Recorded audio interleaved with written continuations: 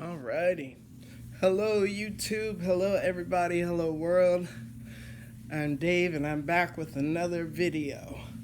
So, today I'm just going to kind of give you the story of my hair. You know, how I got to this point in wanting to uh, gain dreadlocks and grow my hair out. So, I just hopped out of the shower and dried off real quick, but my hair and my towel is still nice and damp. So, I'm just going to keep twisting my hair until it's dry. So where should I begin?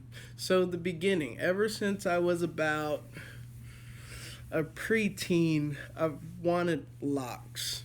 I used to want like really, really thick. I used to call them dookie locks, but not because they were gross. They weren't gross, just whatever. But anyways, I used to want locks when I was like a preteen. So like 10 and 12 years old, I wanted dreadlocks. And once I crossed over into being a teenager, I had this idea that it would be awesome to have long, straight, black hair. So held that in my mind for years and years and years. I say that like being a teenager lasts forever. Thank God it doesn't. Anyhow, so once I graduated high school, this was in 2011. I was either 18 or 19. One of those. Anyways, so I graduated high school in 2011, and later that year, I started experimenting with my hair. So my first experiment was with a texturizer. I grew my hair out a little bit, and I'll post pictures that I have so you guys can see what I'm talking about. And, you know, I was a novice. I looked at tutorials on YouTube, but I just kind of did it, you know, and experimented. And I had lots of questions, like, if I did this, what would change here? And if I changed this. So I did a lot of experimenting with texturizers and eventually relaxers, because my goal was to have long, straight, and silky hair.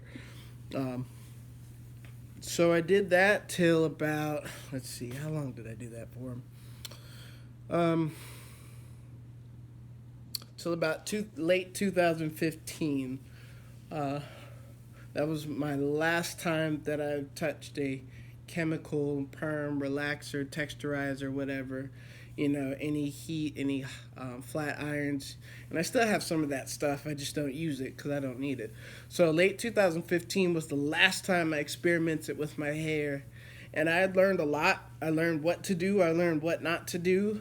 But the real important thing I learned was that you shouldn't have to damage your hair to get what you want, you know, to get the hair that you want. And I also learned a lot of self-love because I learned that I didn't have to look like anyone else or look like the rest of the world or the rest of this country to fit in. You know, it's okay to be black or brown or African American, however you like to call it. It's okay. All is well. We got to love ourselves first, even if no one else does, or, you know, we have to love ourselves. We have to take that responsibility into our own hands. That's a whole nother talk for another day. But anyways, so I had experimented for like 4 years on and off with texturizers and relaxers and perms, you know, just trying stuff, watching tons and tons of YouTube tutorials,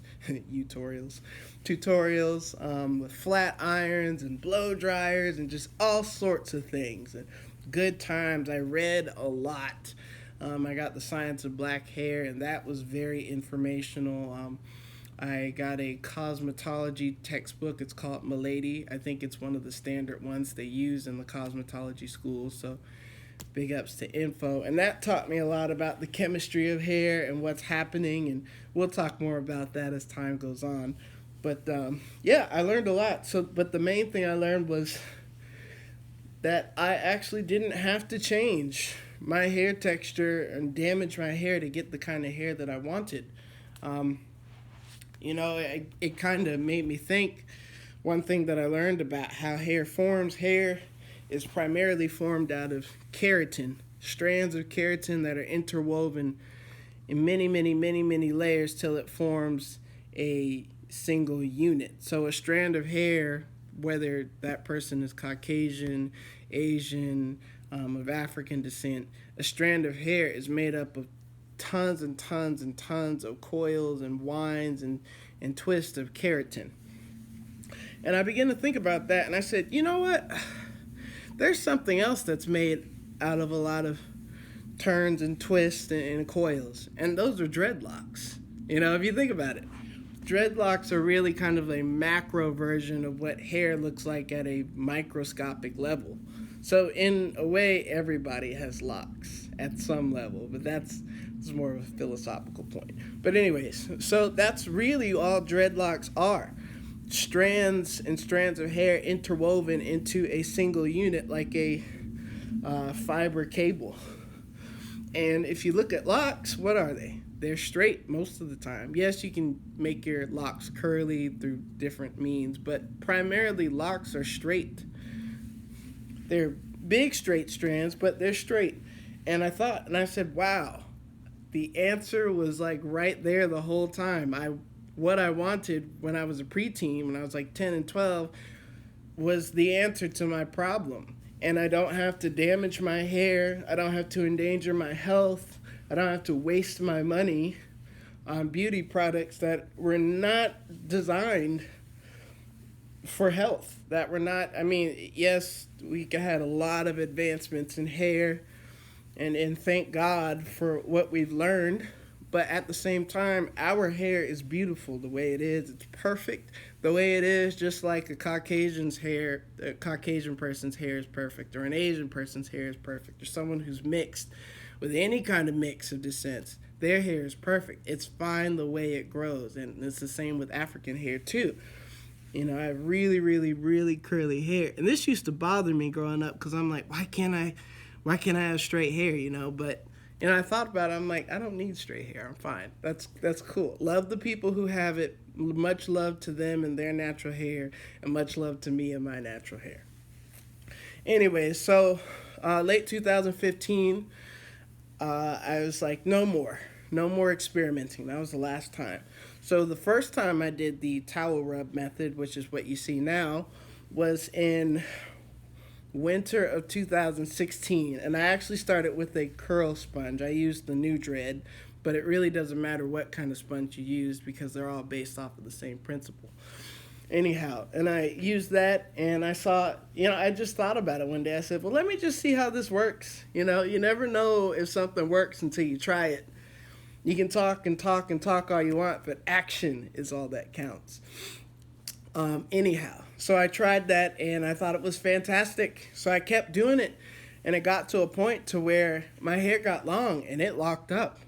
And then I discovered you could do this with a towel. Now, I said this in my first video, but it's best to use a microfiber towel because it grabs your hair a little bit better.